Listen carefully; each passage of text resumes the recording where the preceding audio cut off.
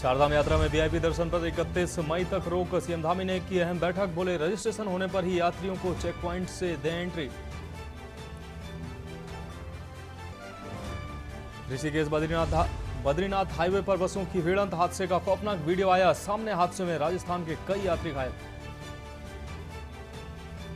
चारधाम यात्रा को लेकर सरकार सतर्क, रेलवे स्टेशनों पर सुरक्षा को लेकर एसओपी जारी। डीजीपी ने कड़ी सुरक्षा के दिए निर्देश। गढ़वाल से कुमाऊं तक 7 जगह धधके जंगल। जय हरिखाल में महाविद्यालय परिसर तक पहुंची आग, अब तक 421 मुकदमे दर्ज। देवभूमि में शुरू हुई मानसून की तैयारी, मौसम हिमस्खलन बाढ़ के पूर्वानुमान के लिए लगेंगे 8 डॉपलर रडार, 195 सेंसर से होगी निगरानी।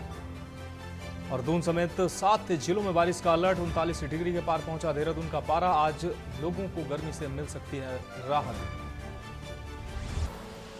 आप देख रहे हैं के न्यूज, खबरों का सारथी। नमस्कार, उत्तराखंड की खबरों के साथ मैं हूं मनोज मारस और अब खबरें विस्तार से। देहरादून से अहम खबर है, जहां चारधाम यात्रा को लेकर सीएम धामी के निर्देशों का असर देखने को मिला है। सीएम के निर्देशों के बाद चारधाम यात्रा के सुधरे हैं हालात। बैठक को 24 घंटे बीतने से पहले सुधरने लगे हालात। कपाट खुलने के पहले दिन दुगनी संख्या में आए श्रद्धालु। मुख्यमंत्री के निर्देशों पर मोर्चे पर डटे तमाम अफसर। देहरादून से यह अहम खबर अपने दर्शकों को दिखा रहा है। आज उत्तरकाशी के बड़कोट में ग्राउंड जीरो पर पहुंचे मुख्यमंत्री धामी। आज सीएम धामी ने चारधाम यात्रा को लेकर बैठक की। धामी ने सचिवालय में अपने अधिकारियों के साथ अहम बैठक की। ग्राउंड जीरो पर जायजा लेने के लिए बड़कोट पहुंचे आज मुख्यमंत्री। तो ये देहरादून से अहम खबर। धामी ने सचिवालय में अधिकारियों को दिशा निर्देश किया। बैठक के माध्यम से दिशा निर्देश दिए। ग्राउंड जीरो पर पहुंचकर उन्होंने जायजा भी लिया। चारधाम को लेकर सीएम धामी के निर्देशों का असर अब दिखने लगा है। सीएम के निर्देशों के बाद चारधाम यात्रा के हालात अब सुधरते नजर आ रहे हैं। आपको बता दें कि बैठक के 24 घंटे बीतने से पहले ही हालात सुधरते नजर आ रहे हैं। तो देहरादून से अहम खबर चारधाम को लेकर सीएम धामी के निर्देशों का असर अब साफ तौर से देखने को मिल रहा है। अब रुक रही है अगली खबर का। रामनगर में राजकीय महाविद्यालय के मुख्य गेट के बाहर अखिल भारतीय विद्यार्थी परिषद के दर्जनों कार्यकर्ताओं ने कुमाऊं विश्वविद्यालय के खिलाफ जमकर नारेबाजी की है। आपको बता दें, साथ ही प्रदर्शन करते हुए कुलपति का पुतला भी दहन किया। कार्यकर्ताओं का कहना था कि बीते दिवस एमकॉम 4 सेमेस्टर का पेपर होना था तथा छात्र और छात्राएं इसी पेपर की तैयारी कर रहे थे। कॉलेज पेपर देने जब आपको बता दें कॉलेज पहुंचे, लेकिन जब प्रश्न पत्रों का वितरण किया गया तो यह पेपर 2nd सेमेस्टर का दिया गया। उन्होंने कहा कि छात्राओं की भविष्य के साथ इस प्रकार का खिलवाड़ लगातार हो रहा है, जिससे अब छात्राओं के भविष्य पर भी संकट मंडराने लगा है। कार्यकर्ताओं ने चेतावनी दी कि यदि भविष्य में विश्वविद्यालय प्रशासन द्वारा इस प्रकार की खामियां दूर नहीं की गई तो पूरे प्रदेश में उग्र आंदोलन करने के लिए हमें मजबूर होना होगा।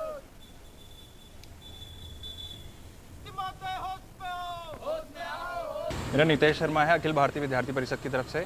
कल होने वाली जो परीक्षा थी, कल शाम के दिवाली में जो परीक्षा होनी थी वो एमकॉम की 4 सेम की, उसमें क्या है कि क्या कहते हैं सेकंड सेमेस्टर का पेपर आया है उसमें, और बच्चे बहुत ही परेशान हुए उस चीज़ से, क्योंकि वो 4 सेम का पढ़ के आए थे। तो ऐसी बहुत सारी दिक्कतें कुमाऊं यूनिवर्सिटी में चल रही है जिसकी कोई सुध लेने वाला अभी तक नहीं है। इसलिए आज अखिल भारतीय विद्यार्थी परिषद ने महासंघ के नेतृत्व में हम आज यहाँ पे हमने कुलपति महोदय जी का पुतला फूंका है। अगर ऐसी कोई भी समस्या आगे भविष्य में आती है तो इसका हम पूरा तरीके से विरोध करेंगे। इसलिए आज अखिल भारतीय विद्यार्थी परिषद ने यहाँ पे पुतला दहन किया है। अब बढ़ेंगे अगली खबर की ओर। टोल प्लाजा के स्टाफ की मनमानी से नाराज होकर किसानों ने टोल प्लाजा पर जमकर हंगामा किया है और उसके बाद आपको बता दें कुंडा थाने में बैठक कर मीटिंग का आयोजन किया गया और किसानों की मांगे मान ली गई। आपको बता दें कि जनपद उधम सिंह नगर के जसपुर नेशनल हाईवे पर टोल प्लाजा का नया टेंडर हुआ है और नए टेंडर में आए प्रबंधक द्वारा लोकल स्टाफ को हटा दिया गया और आपको बता दें सवारी लेकर जाने वाले वाहनों से पुराने दामों के मुकाबले टोल ज्यादा लिया जा रहा था। टोल प्लाजा पर इमरजेंसी पड़ने पर जो मेडिकल सुविधा के लिए जीवन दायिनी एम्बुलेंस खड़ी की जाती है, किसानों ने जमकर इसके बाद हंगामा किया। कुछ देर टोल फ्री रखा गया। उसके बाद पुलिस प्रशासन, जसपुर विधायक आदेश चौहान और टोल प्लाजा के प्रबंधक के साथ एक मीटिंग का आयोजन किया गया। मीटिंग में किसानों की मांगे मान ली गई और प्रशासन के इंटरफेयर के बाद प्रदर्शन खत्म कर दिया गया।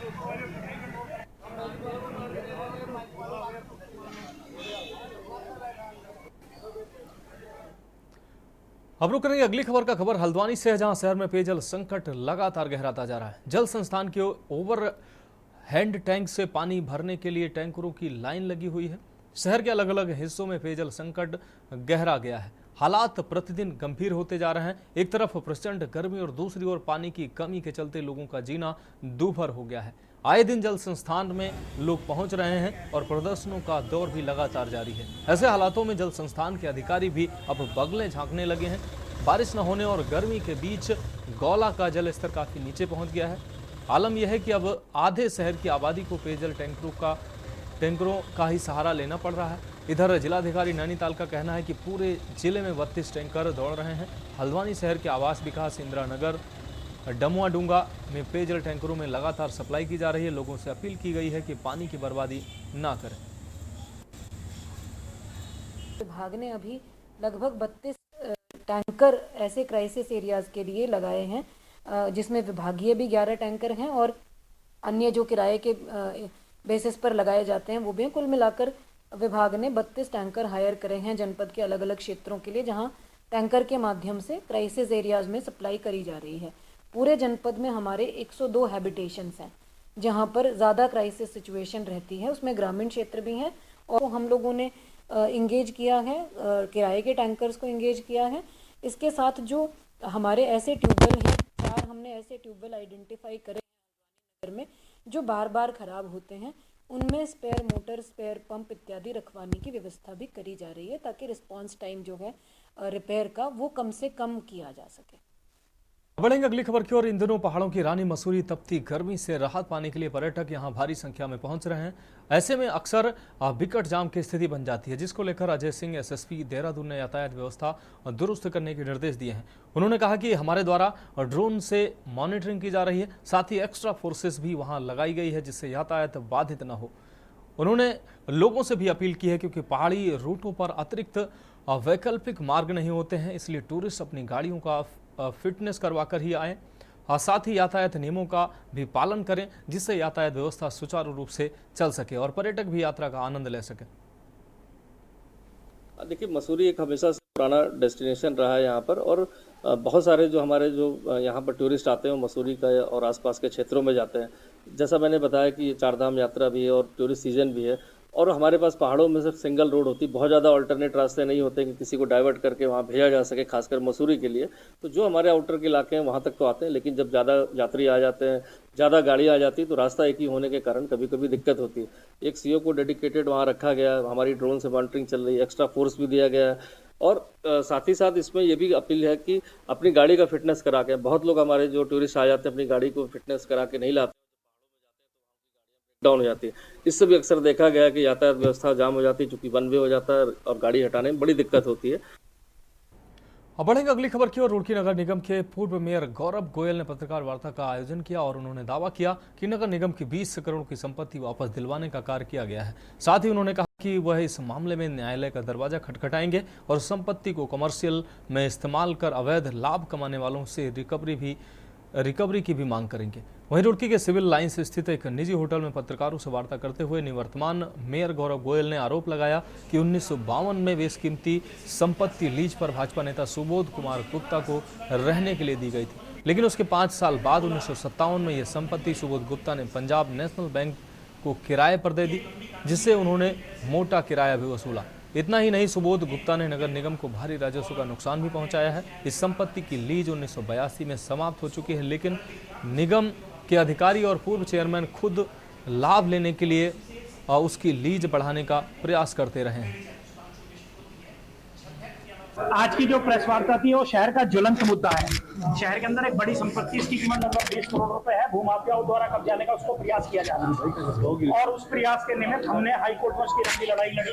राकेश अग्रवाल जी ने हाई कोर्ट में रिट करी, मैंने शासन में उसके अंदर लंबी लड़ाई लड़ी राकेश त्यागी जी के मार्गदर्शन में, और उसमें सफलता आज मिली है और वो संपत्ति नगर निगम को वापस हुई है। भूमाफियाओं का गाल पे बड़ा तमाचा है, जो ये संपत्ति नगर निगम को वापस दी गई है। मेरे से पहले जो नगर पालिका के चेयरमैन रहे, आज जो पत्रकार वार्ता माननीय पूर्व नगर अध्यक्ष नगर पालिका परिषद के जो अध्यक्ष हैं उनके द्वारा जो बुलाई गई है, उसमें शासन द्वारा एक संपत्ति जिसका विवाद बहुत लंबे समय से बीटीगंज क्षेत्र में चल रहा था, माननीय सुबोध कुमार बनाम नगर पालिका अध्यक्ष, उसमें शासन के माननीय उच्च न्यायालय ने शासन को रेफर किया 2 मैटर।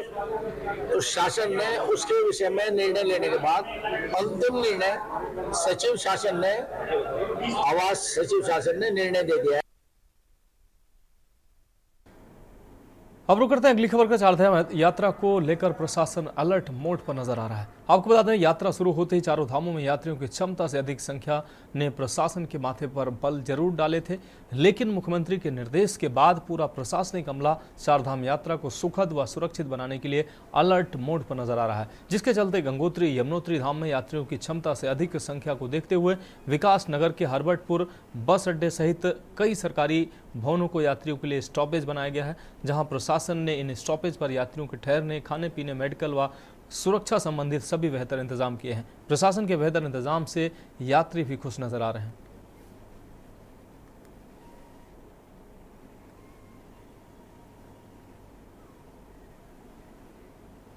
कहाँ से आए हैं? अब आंध्र प्रदेश से आया, एक ग्रुप का है, तेलंगाना हैदराबाद से आया है। अपन का 5 दिन का अभी शुरू हो गया, ये 2 बार ट्रिप चल रहा है। 10 तारीख से शुरू हो रहे हैं, बद्रीनाथ, केदारनाथ, गंगोत्री, यमुनोत्री। इसी इलाहाबाद से निकला है, वहाँ से अभी यहाँ पर पहुँचा है दूसरा ट्रिप के लिए। अपन का 3 गाड़ी आ चुकी है। यहाँ पर जाने के लिए ये व्यवस्था में आप ट्रिप कार्ड लिखा हुआ है, वो ऑनलाइन में रखा है, मगर यहाँ पर आने के लिए सीरियल रख रहा है।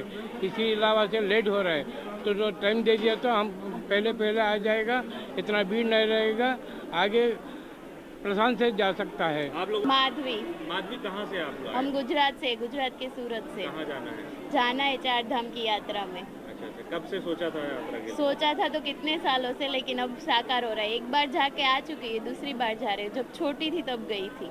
अभी आप लोग यहाँ रुके हुए हैं, क्या बताया गया है? आगे कोई जाम है? हाँ, आगे जाम है, भीड़ है, ऐसा बोल रहे हैं। 2 घंटे की अभी ट्रैफिक है, हमारा 20वां नंबर है, फिर हम चले जाएंगे। लेकिन यहाँ सुविधाएं अच्छी है, सरकार खाना पीना दे रहे, गुलाब जल दे रहे, बैठने के लिए अच्छा छाया है, पंखा है, सब है। इसलिए सरकार को थैंक्स बोलना चाहूँगी कि इतनी हमारी केयर कर रहे हैं।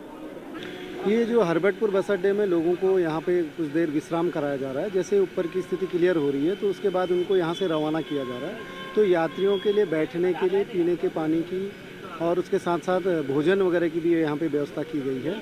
और उसके साथ साथ मेडिकल कैंप भी हमारे द्वारा लगाया गया है। अगर किसी यात्री को कोई तकलीफ होती है तो उसकी भी चेकअप वगैरह प्रॉपर हो जाए, और जो ठंडा पानी है और पंखे वगैरह की है उसकी व्यवस्था भी की जा रही है। यात्रा मार्ग में कहीं जाम की स्थिति कोई ऐसी नज़र आ रही है?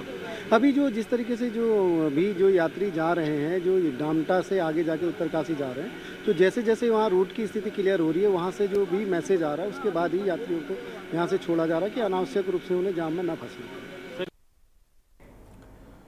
अब बढ़ेंगे अगली खबर की ओर। ऋषिकेश ट्रांजिट कैंप में हफ्ते भर से यात्रा पर जाने वाले श्रद्धालुओं की संख्या में लगातार इजाफा होता जा रहा है। आपको बता दें, और अभी 19 मई तक रजिस्ट्रेशन के लिए इंतजार करना पड़ेगा, जिसके चलते यात्रियों का यात्रा बजट और समय अवधि भी बढ़ गई है। यात्रियों का पंजीकरण को लेकर ऋषिकेश ट्रांजिट कैंप में गुस्सा फूटा और हंगामे की शुरुआत हो गई। हंगामा बढ़ता देख पुलिस प्रशासन व्यवस्था बनाने में जुटा रहा। देहरादून से डीएम सोनिका भी तुरंत ऋषिकेश पहुंची और समस्या के समाधान के लिए यात्रियों को भरोसा दिया और रहने खाने की निःशुल्क व्यवस्था की। पहले भी हम लोग तो पहले से ही देख रहे हैं, रजिस्ट्रेशन काउंटर हमने खोले थे और उसी के अनुसार रजिस्ट्रेशन हुआ था। जो ऑफलाइन रजिस्ट्रेशन तत्काल रजिस्ट्रेशन हुए थे और उसके बाद से बंद कर दिए गए हैं।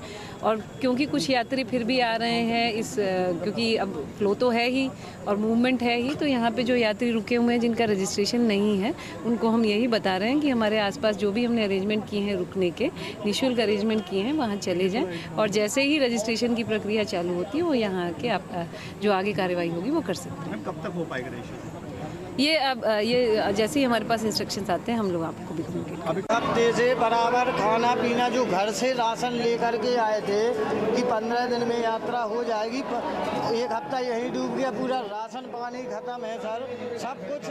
न नहाने के लिए कोई व्यवस्था है, शौचालय वाला 20 रुपया मांगता है, अभी 10 रुपया थे 20 रुपया कर दिए उसमें। अभी पानी की बोतल लेने जाओ 40 रुपये की है। इसी तरीके से सर परेशान हैं और कोई यात्रा का लाभ नहीं मिल रहा। क्या बोल रहे हैं? यहां रुकेंगे, ब्रेक के लिए जल्द हाजिर होंगे। ब्रेक के बाद उत्तराखंड की खबरों में एक बार फिर से आपका स्वागत है। अब रुक करेंगे अगली खबर का। श्रीनगर पौड़ी कोटद्वार राष्ट्रीय राजमार्ग पर एनएच विभाग द्वारा बुआ खाल से पौड़ी बस अड्डे होते हुए श्रीनगर रोड पेट्रोल पंप तक गड्ढे भरने के लिए डामरीकरण का कार्य किया जा रहा है।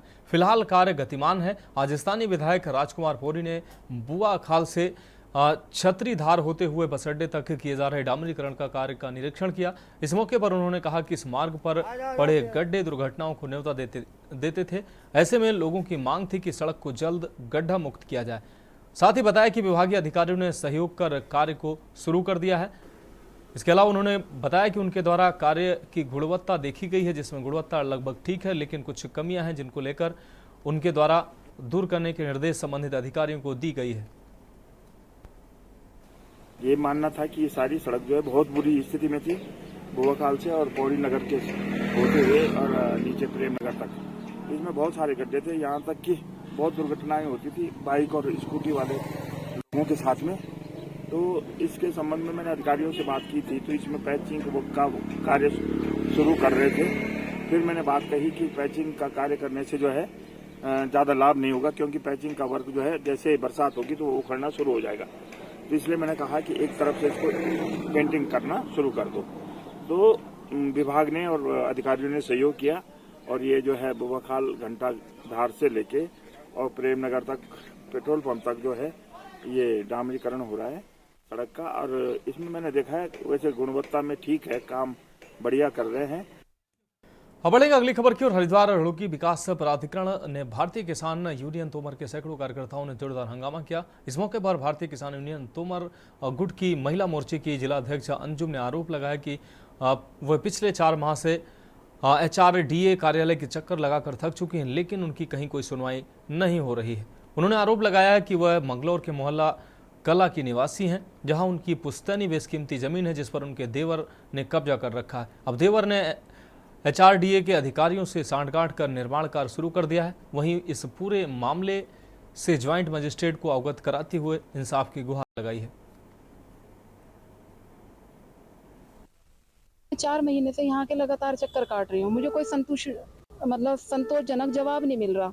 ये मेरे पति हैं, वहाँ पर हमारा घर है और वहाँ पे ससुराल में जो है मेरे देवर ने मंगलौर किला निकट पानी की टंकी ससुर का एक्सपायर हो चुके हैं और देवर ने पूरी प्रॉपर्टी पे कब्जा कर लिया और निर्माण लगा दिया।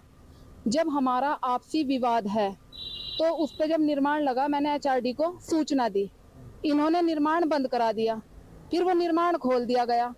कुछ इशू लेके कंप्लेंट लेके आए थे कि कोई अनाधिकृत निर्माण हुआ था, तो अभी जेई द्वारा जो बताया गया है कि उसमें नक्शा पास करा लिया गया, बट फिर भी इनके एलिगेशन थे नजूल भूमि के संबंध में। तो मैंने जेई से फाइल मंगा ली है और जो भी उसमें अगर वहाँ पे देखेंगे कि हमारे नियमानुसार कार्रवाई नहीं हुई होगी तो हम जरूर जो भी इनके कंसर्न्स उनको एज पर रूल्स एड्रेस करेंगे। मेरा एक ये है कि HRDA यहाँ पे जितनी भी हमारी कंस्ट्रक्शन हो रही है उसका हमारा उद्देश्य है कि वो प्लान तरीके से हो। हम लोग डेवलपमेंट वर्क्स भी कर रहे हैं और हम चाहते हैं कि जो भी हमारे चाहे वो यहाँ पे कंस्ट्रक्शन हो रही है कमर्शियल और जहाँ भी हमें प्रॉपरली जो रूल्स हमारे हैं उसके हिसाब से ही हो।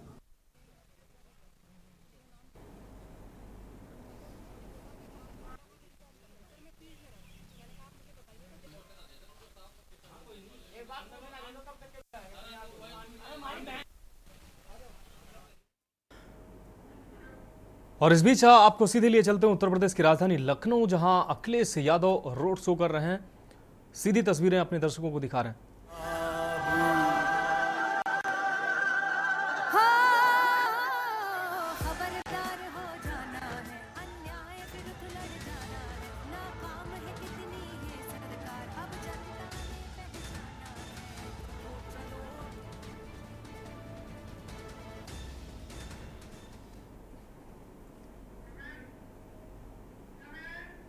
तो सीधी तस्वीरें लखनऊ से अपने दर्शकों को दिखा रहे हैं। लखनऊ से सपा प्रमुख अखिलेश यादव का ये रोड शो, इंडी गठबंधन के प्रत्याशी रविदास मेहरोत्रा के समर्थन में ये रोड शो समाजवादी पार्टी की तरफ से आयोजित किया गया है।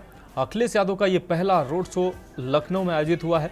लोकसभा चुनाव के 4 चरण गुजर चुके हैं और अखिलेश यादव का ये पहला रोड शो लखनऊ में आज ये आयोजित किया गया है।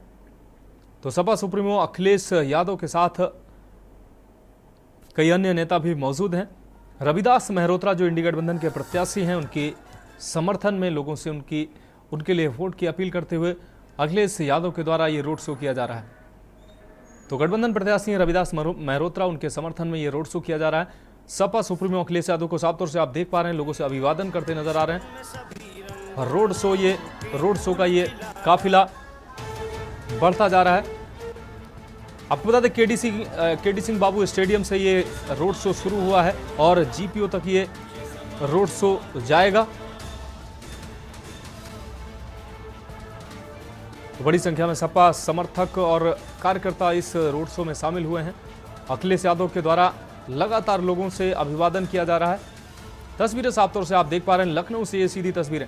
हजरतगंज के केडी सिंह बाबू स्टेडियम से ये रोड शो शुरू हुआ है और जीपीओ तक ये रोड शो समाप्त होगा जाएगा। तो अखिलेश यादव का ये रोड शो लखनऊ में पहला ये इस चुनाव में पहला रोड शो है समाजवादी पार्टी का और अखिलेश यादव का। तो इंडी गठबंधन प्रत्याशी रविदास मेहरोत्रा के समर्थन में अखिलेश यादव का ये रोड शो हजरतगंज के केडी सिंह बाबू स्टेडियम से ये रोड शो शुरू हुआ है और ये जीपीओ तक ये रोड शो जाएगा। अखिलेश यादव लोगों से अभिवादन करते साफ तौर से नजर आ रहे हैं। आपको बता दें इंडी गठबंधन के प्रत्याशी हैं रविदास मेहरोत्रा, उनके समर्थन में अखिलेश यादव के द्वारा ये रोड शो किया जा रहा है। अखिलेश यादव का लखनऊ में ये पहला रोड शो है। सीधी तस्वीरें अपने दर्शकों को दिखा रहे हैं।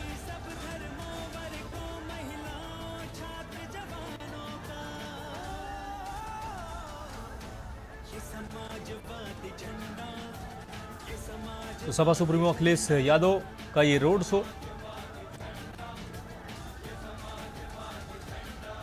तो सपा सुप्रीमो के साथ अन्य नेता भी मौजूद है। हालांकि कोई अखिलेश यादव के अलावा कोई पार्टी का अन्य कोई बड़ा नेता इस रोड शो में दिखाई नहीं दे रहा है, लेकिन अखिलेश यादव और रविदास मेहरोत्रा के साथ ये रोड शो करने निकले हैं। रविदास मेहरोत्रा इंडी गठबंधन के प्रत्याशी हैं और उनके समर्थन में अखिलेश यादव का ये रोड शो हजरतगंज से ये रोड शो शुरू हुआ है, जीपीओ तक ये रोड शो जाएगा और इस दौरान बड़ी संख्या में समाजवादी पार्टी के समर्थक और कार्यकर्ता इस रोड शो में शामिल हुए हैं।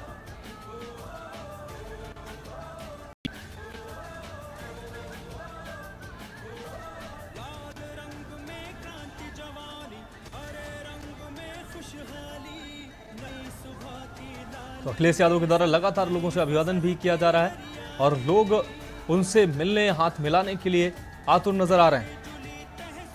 तो ये तस्वीरें लखनऊ से आपको दिखा रहे हैं। समाजवादी पार्टी का ये रोड शो अखिलेश यादव की अगुवाई में रोड शो आयोजित किया गया है। आपको बता दें इंडी गठबंधन के प्रत्याशी लखनऊ से रविदास मेहरोत्रा के समर्थन में ये रोड शो अखिलेश यादव के द्वारा किया जा रहा है। हजरतगंज से ये रोड शो की शुरुआत हुई है और जीपीओ तक ये रोड शो जाएगा। आपको बता दें कि बड़ी संख्या में समाजवादी पार्टी के कार्यकर्ता और समर्थक इस रोड शो में शामिल हुए हैं।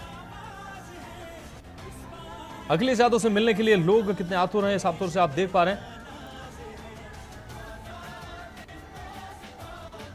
तो लगातार समर्थकों के द्वारा ये तस्वीरें साफ तौर से आप देख पा रहे हैं। समर्थकों के द्वारा भेंट के स्वरूप अखिलेश यादव को कई चीजें भी प्रदान की जा रही हैं।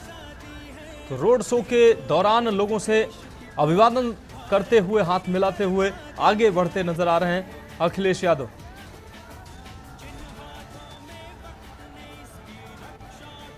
तो लखनऊ से इंडी गठबंधन प्रत्याशी रविदास मेहरोत्रा के समर्थन में अखिलेश यादव का ये रोड शो, समाजवादी पार्टी का लखनऊ में ये पहला रोड शो है। अखिलेश यादव की अगुवाई में ये रोड शो